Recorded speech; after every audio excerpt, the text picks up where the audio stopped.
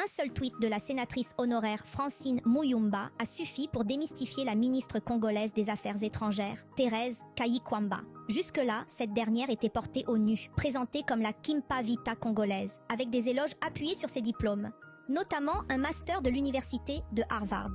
La polémique a éclaté lorsque la ministre Kayikwamba a déclaré qu'aucun rôle n'était prévu pour l'ancien président Joseph Kabila dans le processus de paix.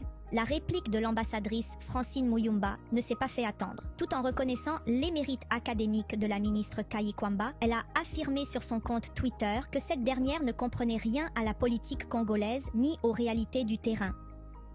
En réponse, les armées numériques du pouvoir se sont déchaînées, envahissant le compte Twitter de l'ambassadrice Muyumba et même d'autres plateformes comme TikTok, avec des commentaires souvent insultants dans une tentative de discrédit. Ils n'ont cessé de présenter Madame Kayikwamba, récemment entrée en politique, comme la plus brillante intellectuelle du pays, s'appuyant notamment sur ses diplômes, dont celui de Harvard.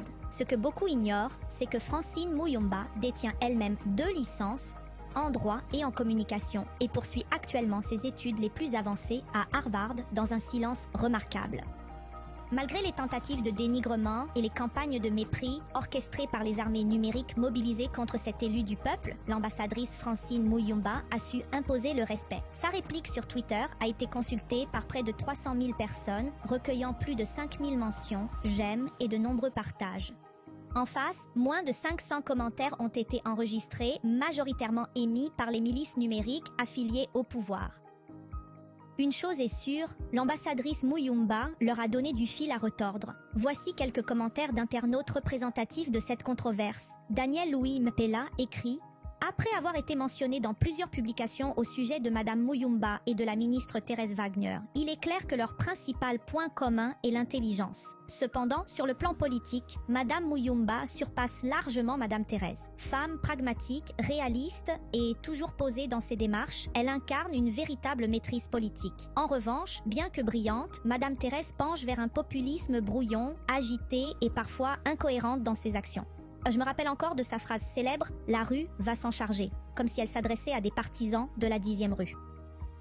D'autres internautes affirment que Madame Kayikwamba n'a produit aucun résultat diplomatique concret. Elle aurait échoué à Luanda, où elle était censée jouer un rôle de médiation entre 2 opérateurs économiques. Après plus de 6 mois, aucun progrès, échec total, pertes humaines et abandon de territoire. Jusqu'à ce jour, la résolution 2773 du Conseil de sécurité reste inappliquée. Pendant que des décisions cruciales attendent, la ministre s'emploierait à détourner l'attention de l'opinion publique. Par ailleurs, certains internautes l'accusent de négocier les ressources minières du Grand Kivu et du Grand Katanga sans consulter les populations locales. Ils qualifient cela d'escroquerie pure et simple et s'interrogent: qui protège les droits des autochtones, qui défend leurs intérêts? Enfin, des soupçons de détournement de fonds sont aussi évoqués. 17 millions de dollars auraient été versés à de prétendus diplomates fictifs, 5 millions de dollars destinés aux réfugiés congolais au Burundi auraient disparu sans trace. Beaucoup concluent que Madame Kayikwamba